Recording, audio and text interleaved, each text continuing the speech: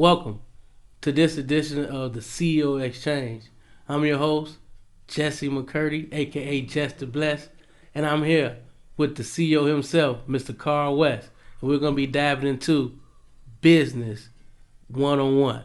Stay tuned. Don't forget to subscribe. What's up? Carl West, What's Mr. up? West. What's up? Mr. West is in the building. I'm here, man, to talk about the art of business. It's always an honor and a pleasure to sit with you, man, and to glean from your wisdom, from, I like to say, the shadows of darkness that you come through and you raise to the marvelous light. How can you encourage us to fight through the dark times in business? And I know I always bring this up, but for me, I find it to be inspiring to hear your story.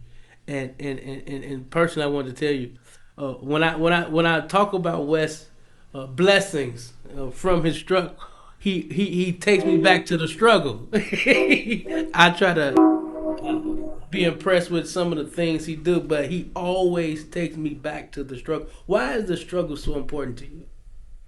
Because we all have a struggle. One, we all have a story to tell, and we all have struggled through parts of our lives, from childhood, young adult, from a teenager to a young adult to adult. Everybody has have struggles, man. It's just a part of life, and that's just as you journey through your life. There's struggles. Now, then, there's another point of struggle is when you decide what your purpose is and the journey you're going to take. And then you have to be prepared for another set of struggles just to do that. The early struggles is struggles just to survive, just to make it through the hood, whatever your neighborhood looks like, whatever your family dynamics is. Those are all struggles just to make it through. And then if you're fortunate enough, and most people are, good, bad, and indifferent, to make it, because if you live long enough, you get to be teenager, young adult, adult. And then again, once you figure out your purpose and you decide you want to take that journey, and then there's another set of struggles. And I'm going to use an example with someone who wanted to be a nurse. She decided that that was her purpose, and she had to struggle to get to the point where she finally became a nurse years later. But to get to that point, she had to struggle and make sacrifices. There was financial challenges, there was family challenges, there are personal challenges that you have to endure. But you have to know what your purpose is, and what the end game is, so that you can walk through those challenges in order to become what you want to become. And she did. That's an example of the second phases of your challenge. Gotcha. Again, just being in the neighborhood, growing up, dealing with family, dealing with friends, just survival challenges. And then again, once you get to a point in your life where you know what your purpose is, you decide what your purpose is, then how you get there. That's another challenge, another journey you got to take. And so that's why I always, go through that, because it's very important. How is important is when you're going through this struggle, support, having a support system, not a good way to Plug put on the book. It's a good plug on the book. Yeah, it. it's a good plug. But I do, because my question, how is it important to have that support, not just only in business, because I want to get to how we as blacks can support one another in business, and how we can tie that into the struggle and the support, even, and then if you can go into how we can support one another in business, even beyond the struggle. Even after the struggle, like some business be successful in blacks, they say, "Hey, we don't want to help them; they successful already." But how can we still support in that area? Well, you're talking about people who are in business, Yes. business to business. Well, I'm switching over to business, and then support. well, I use and I say this a lot, and I had to think about this. We tend to use the word support. Hey man, support my business. Hey man, I got a business, support me. Hey, I'm doing this, support me. And I think that That's a false ask. It's a narrative that we need to change. Okay. The question you should be asking me or presenting to me is that, can we do business? Okay. And it's real simple. Can we do business? Because that's what you want me to do. You don't want me to support you. I support charitable causes.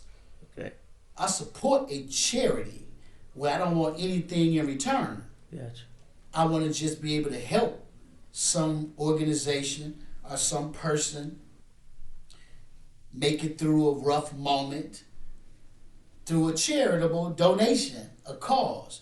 But when you want me to come to your new restaurant that you opened up, you should be saying to me, man, let's do business. And that business is you come with your dollars, your hard-earned dollars, and I will sell you the goods of my restaurant, the food that I have in my restaurant for you to buy. And to me, that's doing business. Okay. Now, if I like the food, I like the service, I like all the things that will make me come back and do business with you, that's what you want. Because if I support you, and I've done this, and this is what brought me to this conclusion. I've went to a place, somebody, hey man, I'm opening up a new business. I ain't got to tell you what it is, just whatever. And I'm like, okay, cool. I like the person. I know them. And I come to their establishment. They don't really have anything that I like, that I need, or I want. But I'm not going to leave there without buying something just because I came to, as they say, support me. Right. But I'm never going to come again. So there really Because there's nothing there that I need, want, or desire. So I came because you asked me to support your business. That was the terminology you used. And I came. And I wasn't going to walk in there and not support your business like you asked me to do. And I'll buy something simple as I'll buy the cheapest item in your establishment just to say I supported your business. But that's not what you really want from me. You want me to be a customer. You want me to come to your business anytime I think about what you're selling and what I need and want and desire from your business. You want me to come there as a repeat customer. That's how businesses survive, as having repeat customers. They don't make money off somebody just swinging through town.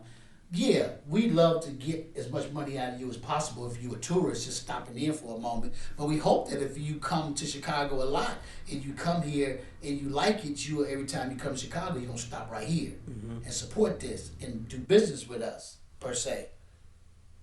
Just stopping by one time is just supporting the business. But I want you to do, every time you come to Chicago, I want you to come right here and do business with us because we have something that you desire, want, and need. So I want us to get out of that whole idea of saying support. Every time somebody asks me that, I just cringe on the inside like, it's just not, and I don't want to stop a person and give them an education at that particular moment. I hope this situation, if they look at this, they will know.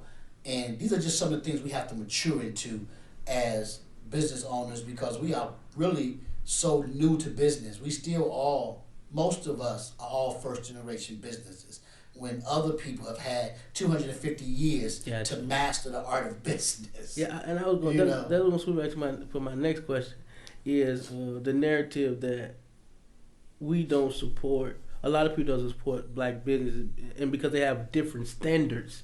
They raise the bar for black business. This ain't clean or this ain't fixed. And like you said, some others had 250 years to get a head start to figure this out. Yeah. But yet black business are starting first generation that may have not a lot of capital to do what they're doing.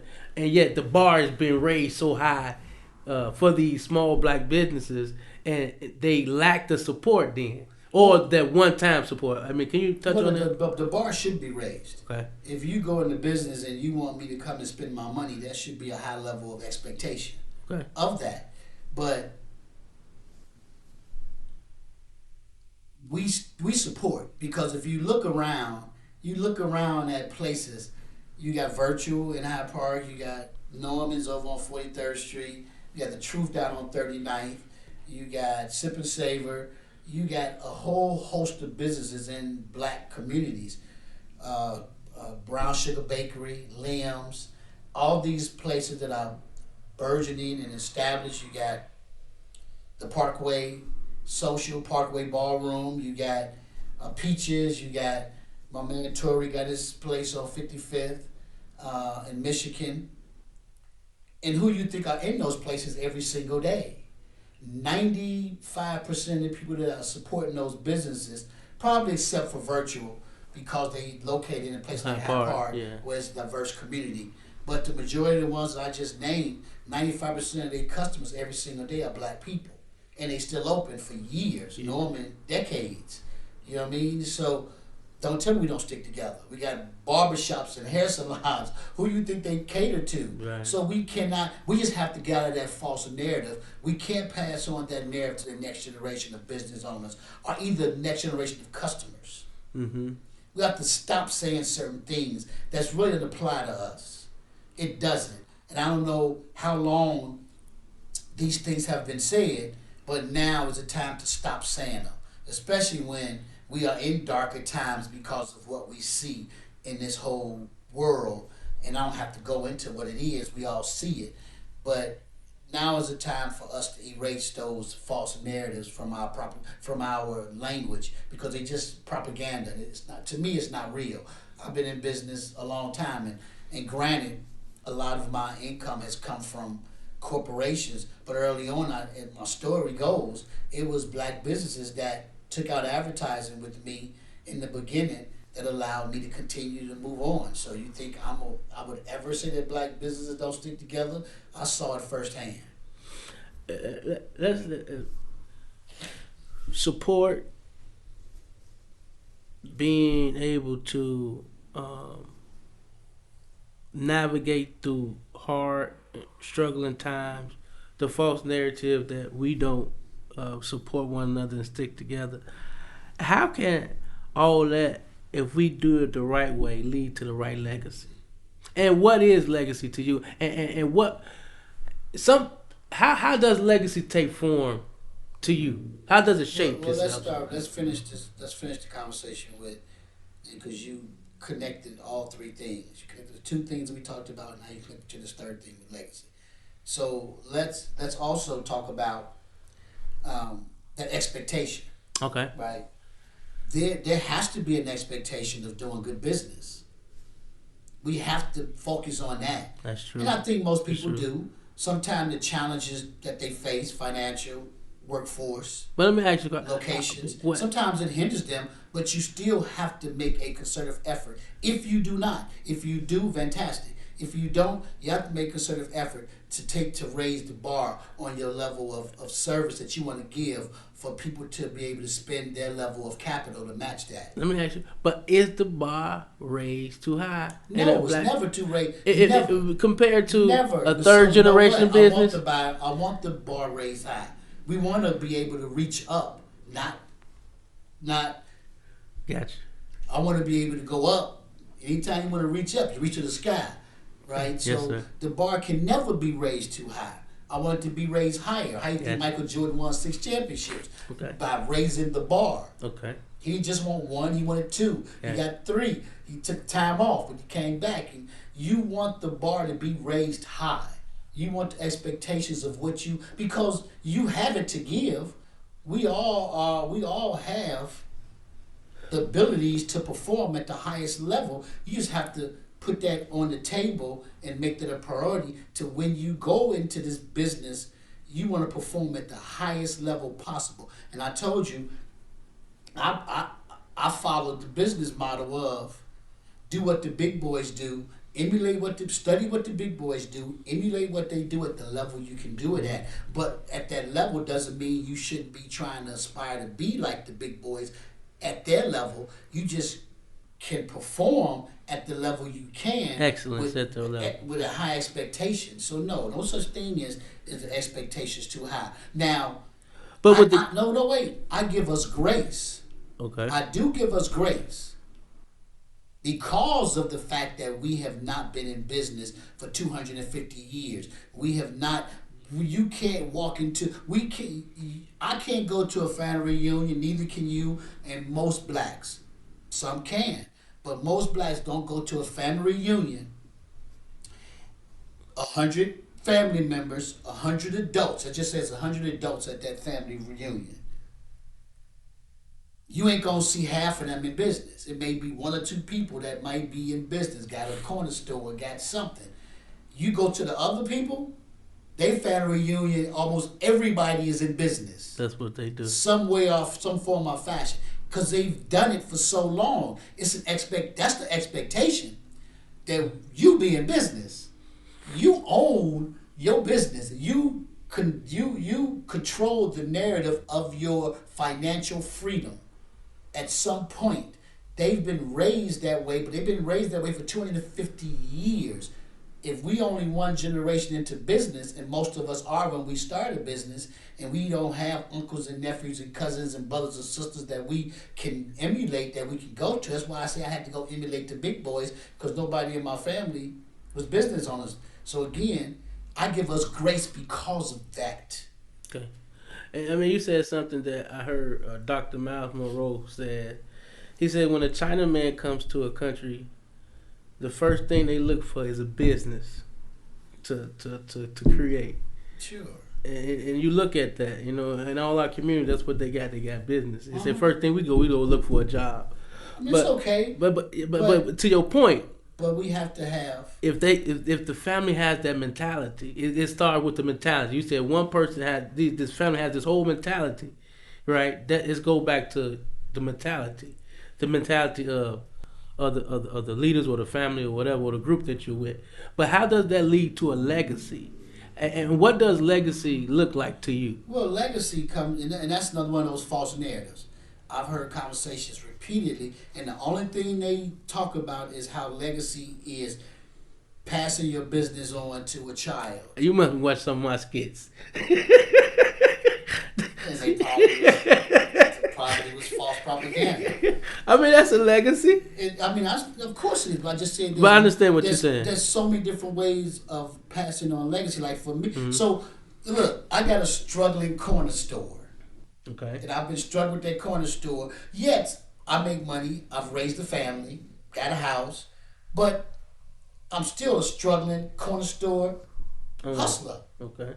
For 20, 25 years. And my children, I want to take over this corner store. And they're reluctant, but they may want to. What am I leaving them? I don't want to leave them a struggling business. I don't want to leave my daughter. I don't want my daughter to have to struggle on this corner store for 25 years like I did. So to me, it's not, no. At that point, I'm going to evaluate, man, can I sell this store? To me, legacy is I'll sell the store. I'm not gonna pass on debt. I got you. And the struggle to my daughter, so she has to go through the same thing I did. Maybe she may do a little better at it. Maybe she may do worse at it.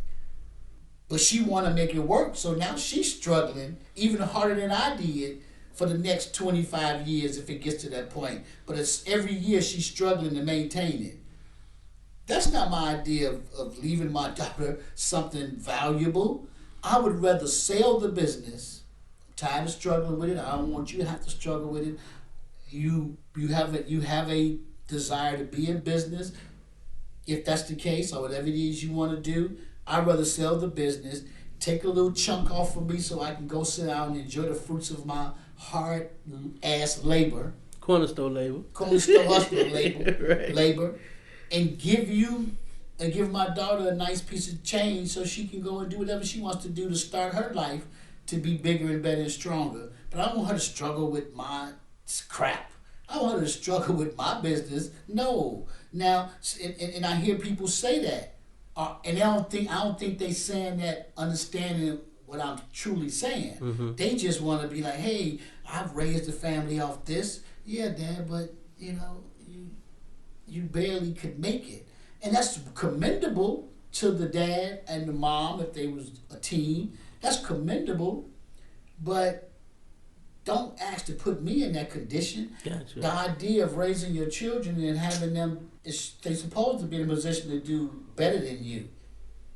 How are they going to be better than me when I'm laboring them with my debt and all the things that came with my struggles and sacrifice of this business? No, I'm cashing out, taking my little piece, I'm gonna go find me a little hideaway, and I'm gonna say, daughter, son, take this and start your life. Legacy doesn't always have to be physical. It could be spiritual. I say one of the things that I heard Mr. Youssef, the new president of and CEO of Rainbow Push, say after the passing of his dad, Reverend Jesse Jackson, rest in peace, Rev. He said that this legacy is so big it can't be done by one person. It just has to be carried on by many different people. Sure. It's spiritual. Everybody who's played a role in the building of and the operating and the maintaining of Operation Push, they all part of that legacy. Now, whether they choose to participate at the next level or not is totally up to them. They have that right to decide. I don't want to go any further with this because I struggled and loved this man and worked with this man. I'm just not ready to do it. So now it's Youssef's issue is he has to go and recruit a whole new group of young people that's going to follow him and participate on this new legacy journey as those people that rode with his dad for the last 20, 30, 40 years. He can't expect those same people to continue on again in that struggling moment who put in work. He has to now go and find a whole new crop of people that will respect and love and appreciate his dad's legacy, and want to also contribute to the next generation of that growth of Operation Push. That's just plain and simple. Yeah. That's legacy. Yeah. I think we got about 5 more minutes. And I think that's two maybe on the clock. The producer telling us we got about 2 more minutes before we have to clock out. So we got to go ahead. So false narrative that black doesn't stick together. There have to be a support system. You have to find some type of support system. And when you find in the struggle. Now let me ask you this: how do you humble yourself to get support when you struggle? Because prideful people don't ask for help. Well, that's you have to create a facade, or as a fake it till you make it kind of situation where folks really will come to you. They will see your hustle. They will see your grind. Because you can't come to nobody asking to support you when you begging them and you needy, because nobody wants to be a part of that. If that's the case, they'll do it themselves and you know. Gotcha. But so you have to put in the work early on your own. And that support, and that builds the support. And that builds the support when they see you. Gotcha. When people see you getting down, they want to get down with you. That builds support in your struggle. You have to grow that support, like I just said about Jesse. Youssef, he has to bring in a new crop of people, but they have to identify with his hustle and ambition and desire to say, we want to be a part of that. We want to attach ourselves to the legacy of your daddy, but we also want to attach it to you because we see you putting in work and you look like you're serious about this. That's so powerful. That's how it has to happen. I just can't ask somebody to get down with me. I have to show them I'm serious about what I'm doing. I'm totally committed, and you see that. And you'll say, "Hey, man, dude, let me help you out. Let me get down with you." So if you hustle in your struggle, you'll gain support. You heard it here from the CEO himself. That's just the way it goes. Just the way it goes, brother. But it's a part 2 to this, to the art of business. It's gonna be a part 2, of course, as a CEO of CEO Exchange. I'm glad you participated in this, Jesse. But this is just the beginning of it. Again, as we talked about before. That's going to be a part 2 to the art of business, so stay tuned. We got a lot to cover. A lot of wisdom, as we start bringing on other guests and let them sit in this chair and share their challenges as well. A lot of wisdom, man. Close it out, man. Give them a closing. Thank you for tuning in. Don't forget to subscribe. Please subscribe. It'll be a blessing if you subscribe. You'll be blessed if you subscribe. Subscribe. Hit the like button. Share it. Talk about it. Email your friends about it. We're here for you. CEO Mr. West. Jesse McCurdy, a.k.a. Just Bless, on all platforms. Tune in. Stay connected. We'll see you next time.